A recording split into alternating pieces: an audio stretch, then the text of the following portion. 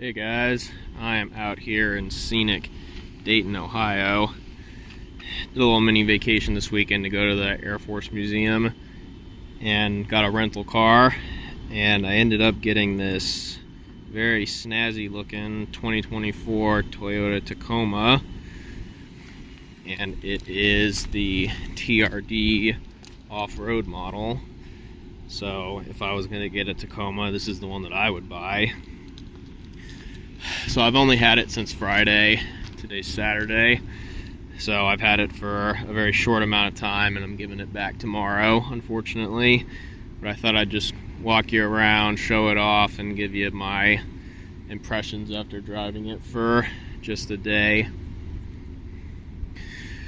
So it is the TRD off-road, so it's got these 17-inch alloy wheels with the BF Goodrich tires, and it's got the Bilstein monotube shocks that work better off-road.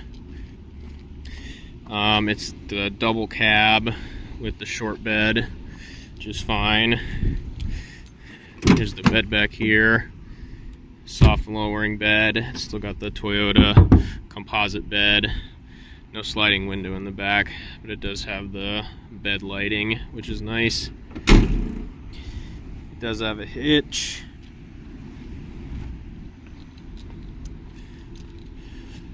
Of course, it's got the LED headlights, the big grille up front. It's got all these, little accent pieces because it's the TRD off-road model. Just a little walk around of it. In the back, this is like I said, this is the double cab. So you've got the seats fold up, and you got a little bit of extra storage underneath them. Got these little straps to keep them in place, or you can put the seats down.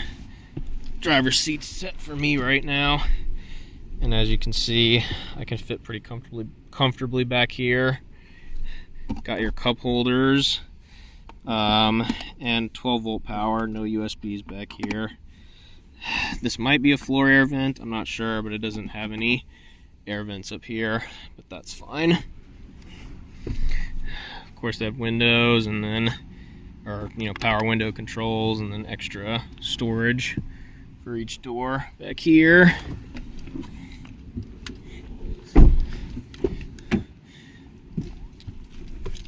And so this being a higher end package, it's got the, I'll go ahead and start it. It's a push button start. You've got the fancy TRD engine start stop button. Hit that, engine comes on. This is the 2.4 liter i4 turbocharged engine. But as you can see, it's got the full digital gauge cluster package, and the bigger touchscreen, and it does have Apple CarPlay, Android Auto. You can see I've got my maps here right now, not that far from the airport. Good. So yeah, I've been using that mostly just for maps around here. And then of course you've got all your different apps to use with Android Auto, and then you can just hit Toyota and it'll take you back to the regular Toyota infotainment menu. And I've set the digital gauges up the way I like it right now. So on this side, it's either a compass if you're not navigating somewhere, or it gives you driving directions right here. And then I've got the engine oil temperature and transmission temperature right here. So I like having all that information in front of me. It does have automatic climate control. This one is not dual zone though. I believe this area would be a wireless phone charger if you get that option, but this one does not have it. You got your nice column or floor mounted gear shifter. It does have electronic parking brake. It goes off automatically if you shift it into gear. You can change that if you don't want it to do that, however. And this is a 4-wheel drive model, so if you push in the gray or the silver piece right here, you can set it to 4 high and 4 low, like that. Put it back in 2-wheel drive. You've got your tow haul mode, your multi-terrain select, which only works when you're in 4-wheel drive, and then your DAC crawl control, that's also for when you're off-roading. And then you've got just your drive modes. It has 3: sport, normal, and eco. I've just been driving it in normal. I think the ones that are even higher end than this also have a comfort and a sport plus mode, I think, but I could be wrong on that.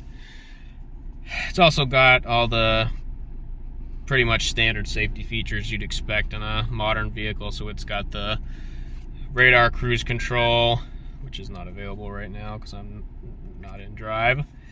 And it's got the lane keeping assist right there. I haven't been using all of it, but it's there if you want it. Up front, you also have your 12-volt power right here, and you've got 2 USB-Cs that are 45 watts each, so that's nice. You got a little cubby slot right here for storage. And then you got your big old glove box. And then nice big steering wheel. Steering feels nice.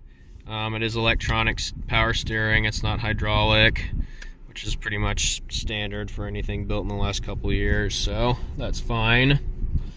Now I'll go ahead and pop the hood, and I'll show you the engine as well. Alright, so here is the engine. Like I said, it's 2.4 liter turbocharged 4-cylinder. You can see you've got easy access to your spark plugs and coils up on top.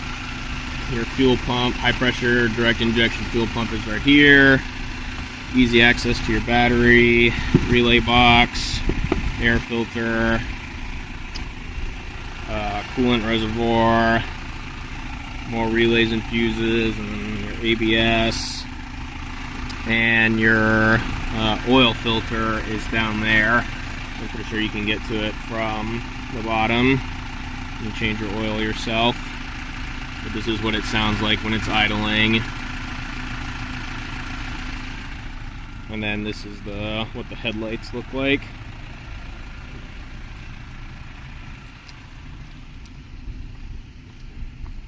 Got the LEDs up front, and then of course you've got your LEDs in the back as well.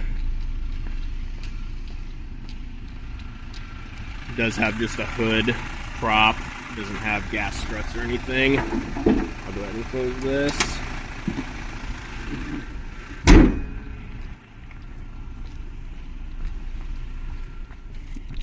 And I've got a nice TRD off-road floor mat for you. Turn my AC back on. And sure, if I'm parked more than an hour, okay, I guess you can turn off. So my impressions just from the limited time driving it, I do like it. It feels nice. Of course, I'm coming from a 2003 Dakota, so that's a 21-year difference.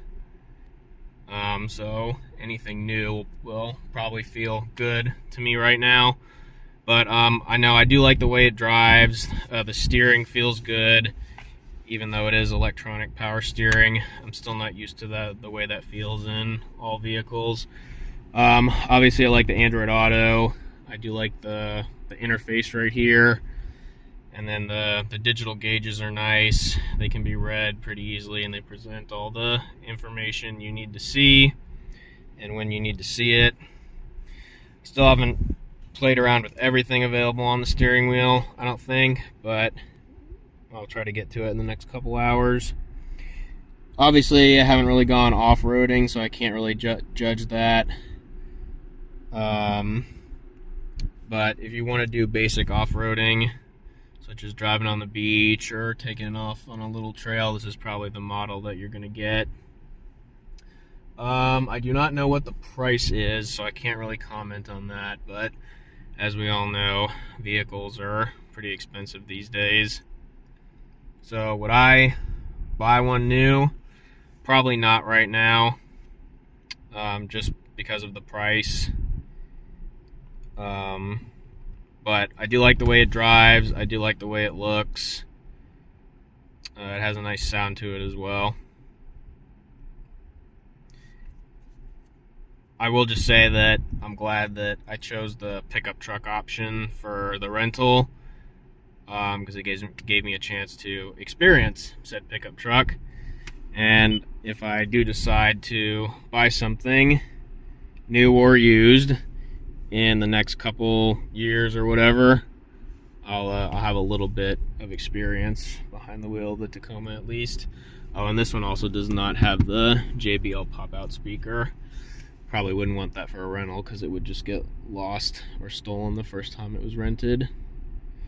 The seats feel comfortable up front as well. I know a lot of people complained about the seats in the old Tacoma, how it made you feel like your butt was scraping against the pavement. So that is no longer seems to be the case, at least for me. And look at that, we have disc brakes in the back now, no more drums. Finally, Toyota listened to us about something, brought this thing into the modern era. Oh, and there's also a secret little compartment right here for you to store your, I don't know, chapstick or something.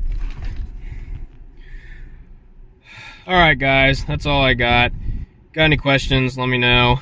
I'm turning this thing back in tomorrow, unfortunately. But we'll go from there. Alright guys, like and subscribe for more. Thanks for watching.